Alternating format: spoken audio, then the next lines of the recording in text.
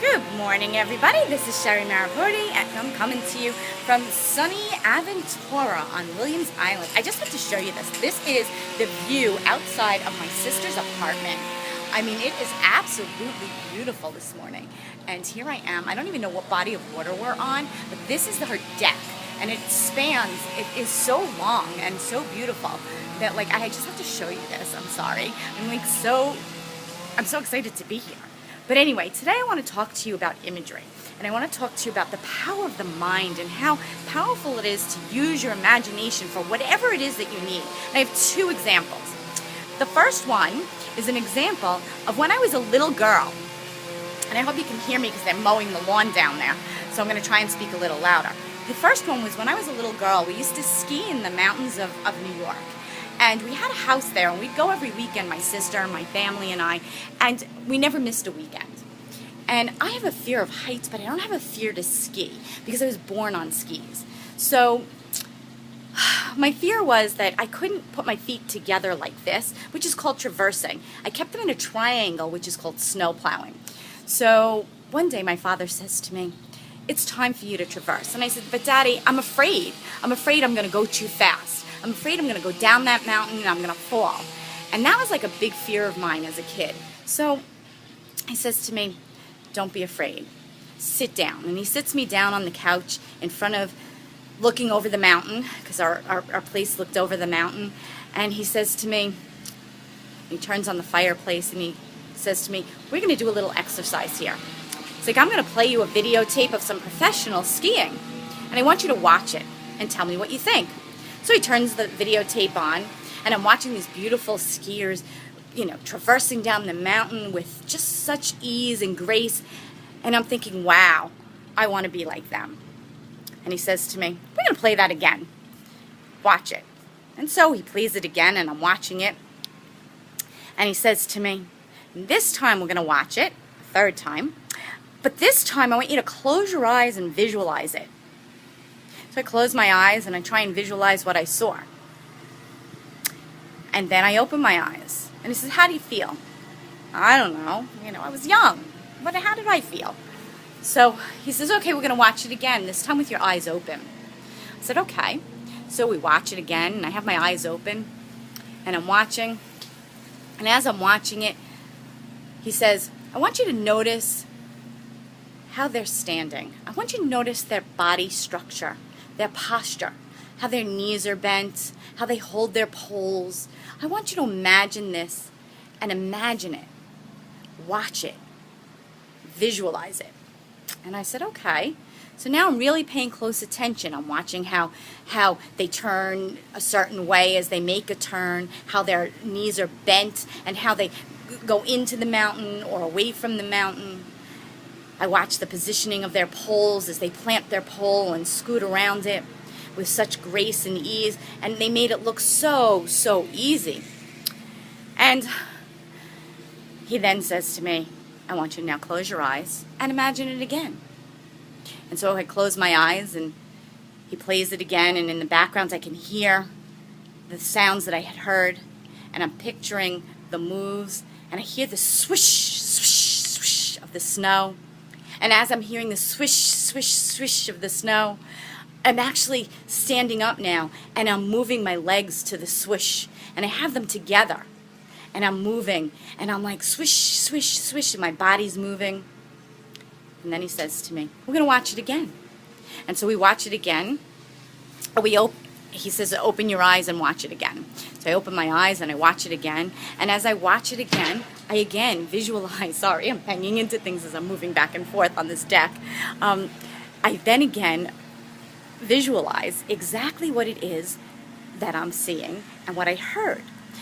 Now, he says to me, "We're going to do something different. I want you to stand up. I want you to close your eyes, put your feet together, because I'm going to play it. And now instead of you visualizing them, I want you to visualize your head on their body." I said, "Okay." I close my eyes and I hear the swoosh again. Only this time it's not them, it's me. And I'm moving with the swishes, and I'm planting my poles, and I'm imagining it, and I'm playing it out. I'm visualizing it. And as I'm visualizing it, and as I'm thinking about it, I'm feeling it. I'm feeling what it would feel like to be that professional. And my father says to me, okay, that's enough for tonight.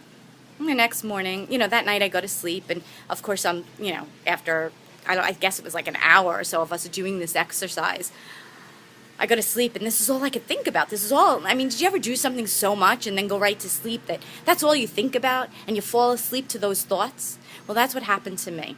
So I fall asleep to those thoughts. And I guess I dreamt about it and felt it and thought about it all night long. And as I was doing that, I get up the next morning, and, I'm thinking I'm going back on the mountain, and I'm just going to be the same me that I always was.